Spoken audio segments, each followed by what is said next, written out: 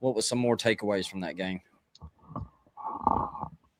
Yeah, the more I've thought about this game, it still just wasn't clean. I'm a little more negative on it than I was in the instant reaction, and not even the 17-0. I mean, even the way we came back, there was some luck involved in it. There was some mishaps on the Oklahoma side of things that definitely helped us, But um, my biggest thing is what I texted you yesterday, man. One reception for 5 yards, and those are Ryan Williams' stats in that game. And I don't. I mean, we've talked about it enough now. Maybe I shouldn't even brought it up, but it just baffles me every game. I keep waiting on him to have that. Uh, um, no screenshots, pops. But anyhow, I keep waiting on him to have that game where it's like, oh, he's back. There he is, and it's just not happening. It's not. Yeah, I don't know. I honestly, I feel the same as I did going into that game. Defensively, I think we're playing phenomenal. Um, yes, Oklahoma came out with you know, Pops can get into the X's and O's maybe next week, but with some type of scheme that had us confused, but they fixed that real quick. Did a great job getting pressure on Mateer.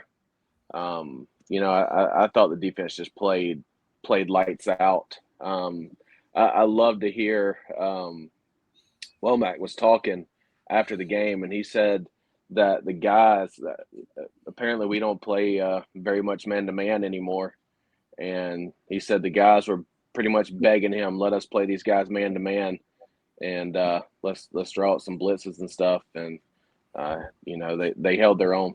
So super proud of the defense. Still just a huge question mark on the offense.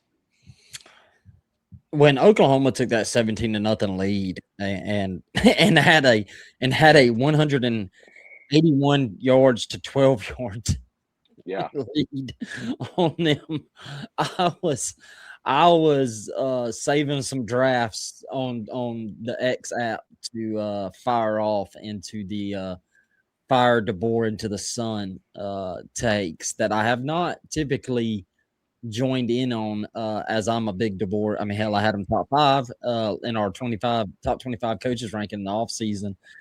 But at the beginning, I think I texted you. I don't know if I did or not. That or the group chat, how pathetic of a showing it was, and glad I didn't put that on Twitter because since then they had outscored Oklahoma 34-7. But man, yeah, I thought, and the thing was like Oklahoma's offense was looking really good. Like I was that to me spelled so much trouble for Bama at the beginning. I was like, okay, Bama's looking like what Bama's looked like for several weeks, and Yep. Oklahoma's looking like what they haven't looked like in the whole season. Like Mateer was firing off some passes, and Yeah. um, they were hitting the middle of the field. The receivers were doing good. The O line was doing good. Everything was looking good. I was like, holy. This is going to be a blowout. That was my thoughts. Like this was going to be a blowout. So kudos to Bama to come back, despite them stealing on mantra, hard to kill. But um, anyway, I thought it was Oklahoma that had the hard to kill stuff on. they did too. They Yeah. did. You're right. Yeah, it was Oklahoma. Oklahoma's stealing on mantra. That's a Kirby thing. But anyway, whatever. Um, Leave me but alone, yeah, Tone. Let me be negative. let me yeah, we're gonna release the files. Co- Probably should have. Coach Saban has taught us that we play to a standard, and anything less than that standard is unacceptable. That is true. But yeah, man, I don't know. I thought Oklahoma was looking really good. I thought Alabama was in trouble. But what I was really impressed with on the Alabama side of things was Ty Simpson. I thought, well, obviously at the beginning, I think he started 2 for 6. That it was like, oh, here we go. But then he looked really good. I mean, he still had some, He, dude, but yeah, I'm telling you, if you go back, I swear there was only, I feel like 4 or 5 passes the entire game that he had time. Which was impressive that he was able to do what he did, because that's been the That's what problem. I'm saying. Like, and the 4 or 5 passes that he had when he had time were beautiful. Mm-hmm. We just got to find a way to buy him time. Which, I mean, I think that's one of the better defensive lines in the country. And we still found a way to get the ball downfield. But yeah, I don't know that I've ever seen a game where it felt like the quarterback was under duress every single play.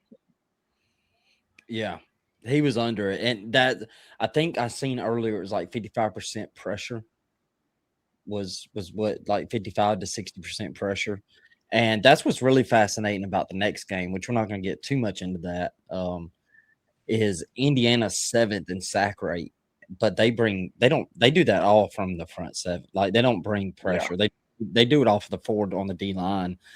yeah. That's going to be fascinating to me in that next game, because they're not going to have to send the house, and I wonder how that affects the pass game, because they're going to be able to drop a lot of people back. So that'll be interesting on that side of things. I mean, hell, and also Indiana's defense held Dante Moore and Julian Sayin to 5.1 yards per dropbacks with 11 sacks, 2 touchdowns, 3 interceptions.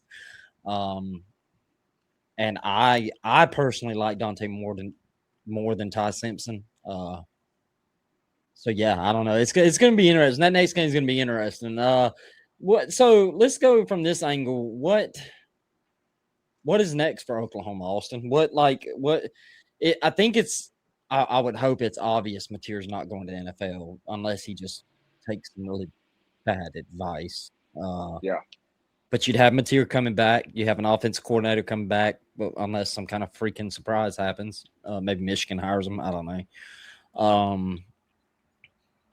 What I does the mean, offense? Oh, well, hold on. Let me say this too. Kudos to Oklahoma. I know Oklahoma fans are upset right now, probably emotional, probably want to. But hey, kudos to them for getting it together. Toughest schedule, I would say, probably in the SEC, other than Florida. 10-2 season, make it to the college football playoff. I mean, hell of a season. Turned it around. Future's bright, in my opinion. But yeah, what do you think's next? no, I'm with you. I think you just keep building on what you have. Honestly, it feels like they're a couple of offensive linemen away. Yeah, that's what I wrote down. I was like, you got to fix offensive line. Obvious. And I think you got to get better weapons for Mateer. I think they need to Yeah. go out and get some receivers, get a tight end. I think the defense is going to be a Brent Venables defense again. I think they could be right in the thick of it. I meant to look up their schedule, but I don't have it. So yeah, I'm um, nothing to do with anything but Maryland stinks, and we're just running it back with the same thing coach next year. Hey, we always appreciate people's comments, and he did admit it has nothing to do with nothing. But Hey, but Maryland admitted that they ain't spent enough money, so let him give Coach some money. Let him give him some money, see what he can do. Give him a couple more years, man. hey, if anything, we are a show that allows you to come vent, no matter if we're talking Maryland or not. But you are PW. We appreciate it. Hey, we appreciate it. I came out and I seen the comment pop up over here on the comment section on StreamYard, and I was like, did we talk Maryland any? I was sitting No, there, but I was like, what the hell? I can if you want though. They give Mike Locksley some money, and he might can do something. I think we're both Mike Locksley fans. I think we're both Mike Locksley fans. So I do. I hope they do give him the stuff he needs. This is going to be funny if anybody watches replay. Just talking Bama, Oklahoma, and then we randomly jump into a Maryland discussion. But yeah, I think what's next for Oklahoma is yeah, they got to fix the O line. They got to go get some weapons. But I think the future's bright. I think the whole Venables focusing on the defense while also being a head coach is working. I think having a offense coordinator he trusts to coach the offense, and then the Jim Nagy thing that I thought wouldn't work is working. I think that system they put in is really gelling for them, and they'll be curious to see what they do this offseason. So Yeah. All right. Any way too early? We're not going to dig into it too in depth, but let's do a quick in just a little look ahead. Indiana minus 7.5 now, I think. Was I six think and a half. yeah, I just saw 7, but it could be seven Okay, and a half. seven. Let's go 7. So minus 7. What's the Bama fan side of things on the early thoughts? I know you've thought about it today. Yeah. Look, Indiana's a great football team, but I'll be honest, I think if Signetti comes out and plays aggressively, it could be a long night for Bama. But we've seen him not be aggressive in this position before, so I'd be curious to see how that pans out. But at the same time, I think it's a game that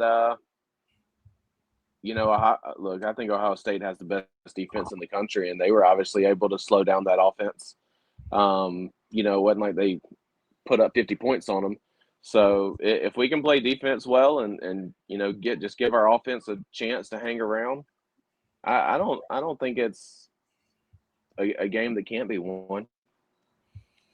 I think they could win it. I do. I think they could win it. That's the thing with Bama, man. That it feels like they could win any game, but it also feels like they could lose to any game.